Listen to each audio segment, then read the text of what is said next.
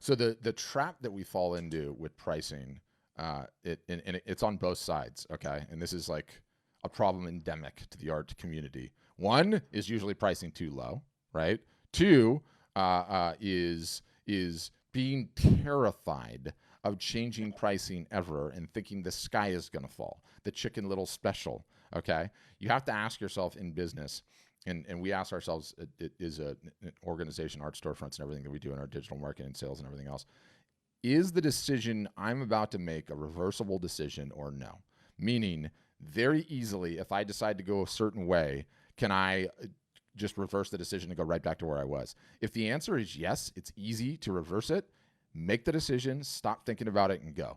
So, in your case, let's say you're charging $1,000 for original right now, and you think you're underpriced. Raise them to $5,000. Start marketing for a month. See what happens. If it's crickets, we go back down. No one even had any idea you were at $5,000, right? None at all. So we have some set percentages. Yeah, I know you're laughing. Like you're like, wait a minute, he's right. I could just reverse the decision at any point in time. No one would ever even say anything, right?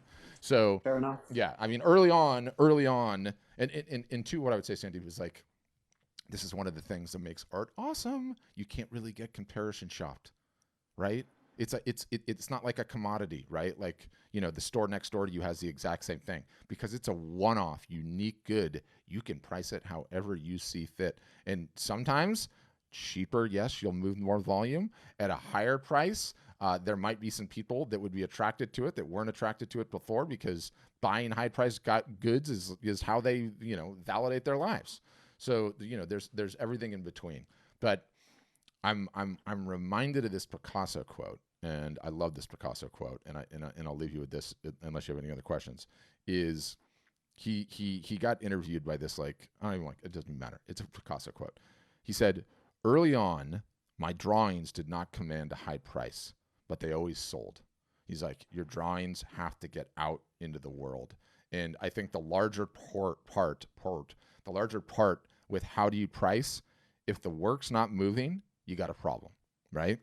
You got a problem. And I would consider lowering prices to see whether or not it would move. If it doesn't, I would consider going way higher. And then if none of those worked, I'd be like, okay, I've got a problem. It's the work, right?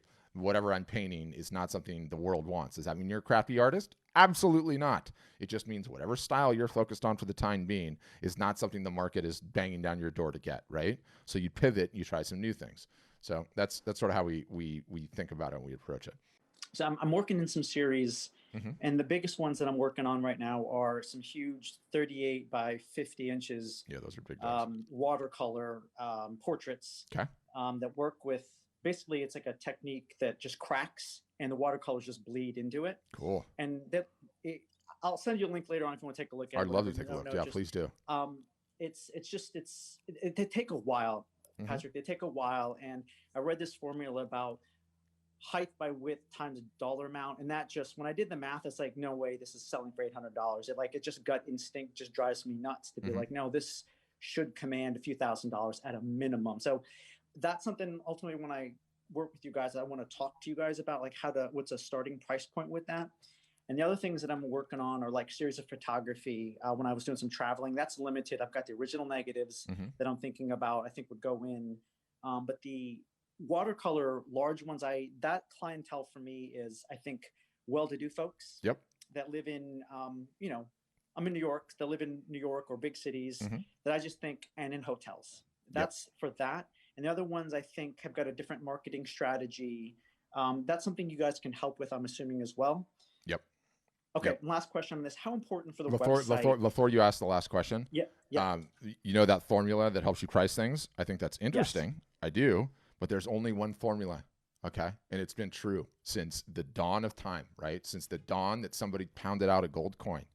Does this come out and does it slide? That is the only formula that matters. There is no other formula. All the rest of it are BS guidelines, right? So yeah, you have to keep that in mind. And again, you get caught up and you start doing the mental gymnastics on how to price. And I'm sure you spent some time on that, Sandeep. If I would have been sitting next to you at the bar and you would have told me this question, and I'd be like, look, pull my mask down, drink my drink. Sandeep, Yeah. here's the thing. Start marketing it. You don't know what you don't know, and you never are going to know until you get that product to market. You start marketing, you get it in front of eyeballs, and you start seeing what happens. And early on, what happens is crickets. Okay, work's not good enough. We got a problem. Early on, wow, that work's really amazing. You get a nice little comment on Facebook. And then you write a comment back. Yeah, do you know what? You make me an offer then, right? You would be amazing on your wall, right? Like you get those early signals of people that are really interested in it. And then you actually find out what your product, what price it can command, right? And you know, you just don't know until you don't know early on. And the other question you were asking, which I love, is how do I target high net worth buyers? You were asking a variety of that, right? Because in your mind, that's what you think is going to buy. Also nonsense, okay? Complete nonsense. You just, every single solitary business in the entire world wants to target high net worth individuals, okay? If aside from the 99-cent stores, they're out. But every other business, even they do. Every business in the world wants to target high net worth individuals. If every business in the world wants to target high net worth individuals, it is going to be by definition, if everybody's doing something, very, very difficult to do, right? So everyone gets hung up in their mind, I need to target high net worth individuals. Complete nonsense. Everyone's followers, and I always do this on these things, so I'm going to do it again. Everyone's followers, mine, yours, Chris's, Ken's, Jim's, they fall into a bell curve, okay? A standard bell curve. Down here on this part of the bell curve, lower income people. They're going to like, they're going to share, they're going to comment, never going to buy anything. They don't have the money. That's okay. Lower middle class, upper middle class. My camera is reversed, so I'm doing this like backwards. Okay, the bell curve. That's it. What you do, everyone thinks that like what I'm going to do is I'm just going to target those I guess it's over here, these high net worth individuals. And that's what I'm going to do. I'm going to spend all my time, energy, and effort targeting them. And I'm going to go, no, you don't understand how things sell. That's not how it works. Okay. You can try that. And I am going to do what actually works. I am going to work on my marketing consistently across the board. And rather than worrying about this part of the curve, I am just going to make sure there's more people in my curve. And what ends up happening is that is the most effective way to get in front of the high net worth individuals and buyers. Yes, the people that buy art for hotels and everything else. What ends up happening is even those lower middle class people, okay, that don't have money to buy your art, that are never going to buy your art, they know the people that are going to buy your art. And they have their ear, right? And they're going to say, I saw this post from Sandeep. This guy's work is amazing. I've been following it. I can't afford it, but you got to check this out. That's how it ends up happening in real life, not by targeting the high net worth individuals. So you don't have to do that. How important it is to sit down. I'm in the process of writing my mission statement and writing about the art. And because I went to your guys' site and saw some immediately, it's just visual. Is how much time does one need to spend about, talking about what inspires them and all those kinds of things? You got 1 hour. What? Yeah. Just write it in an hour and be done. Yes. All right. Got my questions. That's the other problem too, Sandy, is that you think you need to have the whole diatribe done and before you can get going on anything else, right? And what happens? The hours turn into days, turn into weeks. As soon as I just finish this thing, I'll get going. And you know what? It's never going to be perfect. It's not a be all end all. You're done. It's a version 1 of hundreds of versions, right? You need the homepage with your work, the titles, the prices, which we can adjust at any point in time. Don't worry about it. Then you need an about me that talks about you. Yes, you can put in there what you're inspired. You can do it in 2 paragraphs. You start marketing. You have a marketing problem. You need to get going. Until you start working on that, you will sell nothing. I have never heard anyone come back and say, I did not buy that art because the about me section wasn't properly tuned up and I didn't understand the creative statement. Said no one ever. Got it. Noted. Yep. Awesome. And by the way, Thanks. when I'm taking shots at you like that, don't think I didn't make every one of these damn mistakes for years. Okay. For years. I made every one of them, right? Like, the analogy I love to give is your boat is sitting on the side in like a shipyard being built, right?